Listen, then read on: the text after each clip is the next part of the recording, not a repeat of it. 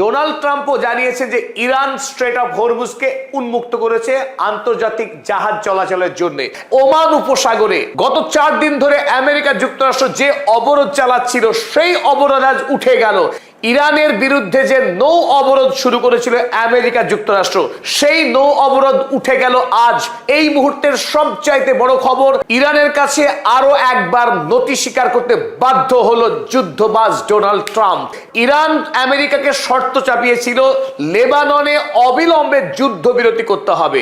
কেবলমাত্র ইরানে আক্রমণ করা থামালেই আমেরিকার সঙ্গে ইরান শান্তি বৈঠকে বসবে না। দ্বিতীয় বৈঠকের আগেই ইরান আমেরিকা যুক্তরাষ্ট্রকে শর্ত চাপায়, ইসরায়েল যে লেবাননে হামলা চালাচ্ছে সেই হামলা বন্ধ করাতে হবে, নইলে ইরান কোনোভাবেই আমেরিকা যুক্তরাষ্ট্রের সঙ্গে দ্বিতীয় পর্যায়ের আলোচনায় বসবে না। সুতরাং তড়িঘড়ি কাল আমেরিকা যুক্তরাষ্ট্র বাধ্য হয় ইসরায়েলকে চাপ প্রয়োগ করতে, তারা যেন লেবাননে হামলা বন্ধ করে। লেবাননের উপরে যে গণহত্যা চালাচ্ছে ইসরায়েল, তার বিরুদ্ধে এই মুহূর্তে বিশ্বজোড়া প্রতিবাদ শুরু হয়েছে। তারপরেও আমেরিকা যুক্তরাষ্ট্র, যুদ্ধবাজ ডোনাল্ড ট্রাম্প রক্ত পিপাসু বেঞ্জামিন নেতানিয়াহুর হাতকে শক্ত করছিল ধারাবাহিক অস্ত্র পাঠিয়ে।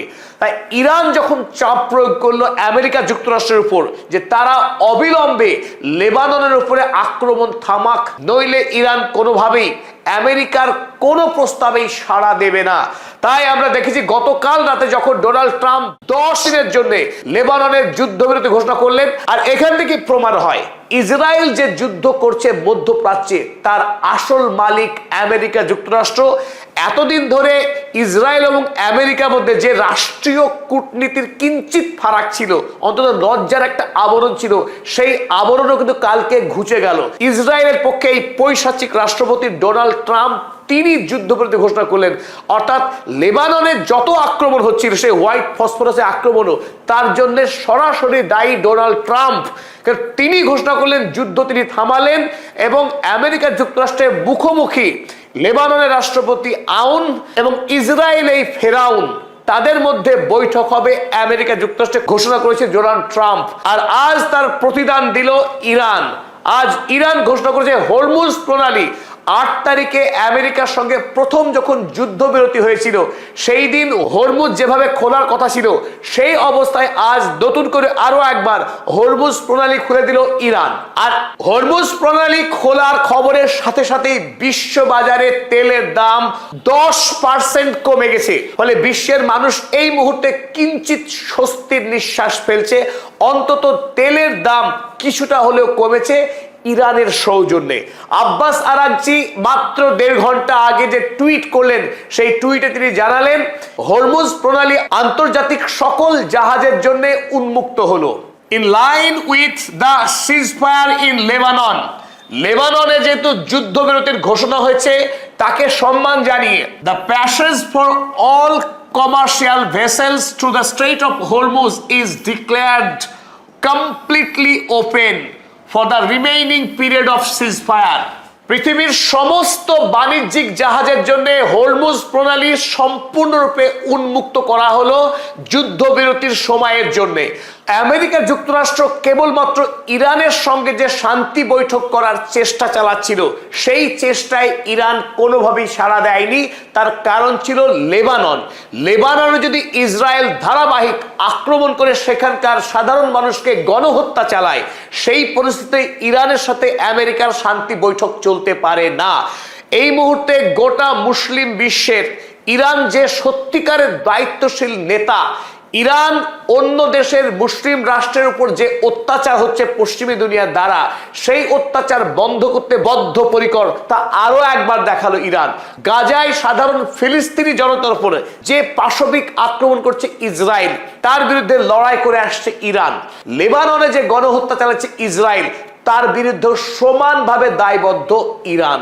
তাই লেবাননে যতক্ষণ পর্যন্ত শান্তি প্রতিষ্ঠিত হচ্ছে, সেখানে আগ্রাসী সাম্রাজ্যবাদী ইসরায়েলের আক্রমণ যতক্ষণ না থামছে, ইরান আমেরিকার সঙ্গে কোনোভাবেই শান্তি বৈঠকে যেতে পারে না। আর এতেই প্রমাণ হয় এই মুহূর্তে সারা বিশ্বে একমাত্র নেতৃত্ব দানের সক্ষমতা রাখে এবং ইসলামিক বিশ্বের নেতৃত্ব দান করার সক্ষমতা রাখে ইরান।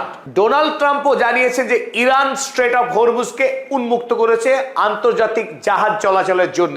তিনি এখানে লিখেছিলেন, Iran has announced that the Strait of Hormuz is fully open। তারপরে আমরা দেখলাম সেই নাটকীয় দৃশ্য। আন্তর্জাতিক বাজারে ব্রেন্ট ক্রুড অয়েলের দাম প্রতি ব্যারেলে যখন ছিল $88, তখন এই ঘোষণা হয়। আর ঘোষণা হওয়া মাত্র তেলের দাম এক ধাপের নিচে এসে $83 টাচ করে যায়। এখানেই বোঝা যায় হরমুজ প্রণালীর ভূমিকা আন্তর্জাতিক জ্বালানি বাজারের ক্ষেত্রে কত গুরুত্বপূর্ণ। কারণ শুধু এই হরমুজ প্রণালী দিয়ে পৃথিবীর 20% জ্বালানি পরিবাহিত হয়ে থাকে। তাই হরমুজ প্রণালী যদি বন্ধ থাকে, সারা পৃথিবীতে জ্বালানির মহাসংকট এবং জ্বালানির সংকটের সাথে সাথে বিশ্বে অর্থনৈতিক বাজারে তীব্র মন্দা শুরু হওয়ার শঙ্কা তৈরি হয়। ইরানের একটি ঘোষণাতেই আন্তর্জাতিক বাজারে তেলের দাম এখনো পর্যন্ত, যখন আমরা রেকর্ড নিচ্ছি, 12% দাম কমে গেছে। তাই আমেরিকা যুক্তরাষ্ট্র যে ষড়যন্ত্র শুরু করেছে ইরানকে জব্দ করে ইরানকে গলা টিপে তারা জয়ী হবে, সেটা অলীক স্বপ্ন, অলীক কল্পনা। ইরানকে জব্দ করতে গেলে গোটা পৃথিবী জব্দ হবে। তাই যখন হরমুজ প্রণালী ইরান খুলে দিয়েছে, আমেরিকাও বাধ্য হয়েছে তাদের নৌ অবরোধকে তুলে নিতে। হরমুজ প্রণালী আমেরিকার সঙ্গে দ্বিতীয় দফার বৈঠকের আগে পর্যন্ত খোলা থাকার সম্ভাবনা প্রবল। কারণ যুদ্ধবিরতি তখনই সফল হবে যদি ইসরায়েল নতুন করে আক্রমণ না চালায় লেবাননে। অপরদিকে তার বদলা হিসেবে হিজবুল্লাহ যদি ইসরায়েলের উপরে আক্রমণ চালাতে থাকে, তাহলেও কিন্তু যুদ্ধবিরতি অসফল হবে। তাই কূটনৈতিকভাবে ইসরায়েল হিজবুল্লাহর সঙ্গে যোগাযোগ রেখে তাদেরকেও যুদ্ধ থামাতে নির্দেশ দিয়েছে। ফলে ইরানের কাছ থেকে নির্দেশ আসার পর হিজবুল্লাহ তারা আনুষ্ঠানিকভাবে জানিয়েছে তারাও এই যুদ্ধবিরতিতে সম্মত। ফলে এই মুহূর্তে ইসরায়েল এবং হিজবুল্লাহর মধ্যে যুদ্ধবিরতি ফলপ্রসূ হচ্ছে, আর সেই খবরই জানিয়েছে হিজবুল্লাহ। তবে ইসরায়েল সেই রাষ্ট্র যে রাষ্ট্রের কোনো আন্তর্জাতিক সীমানা নেই, একথা আমরা বারবার বলেছি। কেন বলেছি তার কারণ এই, আপনারা ছবিতে এটা ইসরায়েল নাকি, আর ইসরায়েলের একটাই ধর্ম। প্রতিবেশী যতগুলি রাষ্ট্র আছে প্যালেস্টাইন ছাড়া, প্রতিটা রাষ্ট্রকে একটু একটু করে গ্রাস করা, তার সীমানাকে বাড়িয়ে নিয়ে যাওয়া। তাই এই দখলদারি রাষ্ট্র দক্ষিণ লেবাননের এই বিস্তীর্ণ অঞ্চল ইতিমধ্যেই তারা দখল করে রেখেছে বাফার জোন হিসেবে। এবং সাম্প্রতিক তারা ঘোষণা দিয়েছে এই ব্রাউন কালার যে অংশটা আছে সেই অংশ তারা দখল করতে চায়। আমেরিকাকে নিশ্চিত করতে হবে যে ইসরায়েল কোনোভাবেই যেন লেবাননের এই অংশটাকে অন্যায়ভাবে কবজা করতে না পারে। হিজবুল্লাহ লড়াই চালাচ্ছে ইসরায়েলের সঙ্গে তার এই দখলদারির বিরুদ্ধেই। এখন দেখা যাক আমেরিকার সঙ্গে ইরানের দ্বিতীয় পর্যায়ের মুখোমুখি যে বৈঠক হবার কথা, সেই বৈঠক কোন দিকে মোড় নেয়। আমরা গতকালই জানিয়েছিলাম আসিম মুনির এই মুহূর্তে আমেরিকার উদ্দেশ্যে রওনা দিয়েছেন। তার আগে শেহবাজ শরীফ তিনিও আরবের একাধিক দেশের সঙ্গে আলোচনা চালিয়েছেন, যাতে করে ইরান এবং আমেরিকা যুক্তরাষ্ট্র তারা দ্বিতীয় বৈঠকে একটি রফা সূত্রে পৌঁছতে পারে। গোটা পৃথিবী তাকিয়ে আছে এই মুহূর্তে ইরান এবং আমেরিকার দিকে। তার আগে একটি আশার খবর, লেবাননেও যুদ্ধবিরতি হয়েছে। আর এই ঘটনার প্রতি সদর্থক ইঙ্গিত দেখিয়ে ইরান ইতিমধ্যে তাদের হরমুজ প্রণালী উন্মুক্ত করেছে। আর ওদিকে দানব মার্কিন যুক্তরাষ্ট্র তারাও তাদের নৌ অবরোধকে আপাতত তুলে নিতে বাধ্য হয়েছে। ফলে পৃথিবীতে এই মুহূর্তে সাময়িক সময়ের জন্য হলেও কিছুটা স্বস্তির বাতাস বইছে। দর্শক, ভিডিওটি ভালো লাগলে লাইক, কমেন্ট, শেয়ার করবেন এবং চ্যানেলটিকে সাবস্ক্রাইব করে আমাদের সাথে থাকবেন।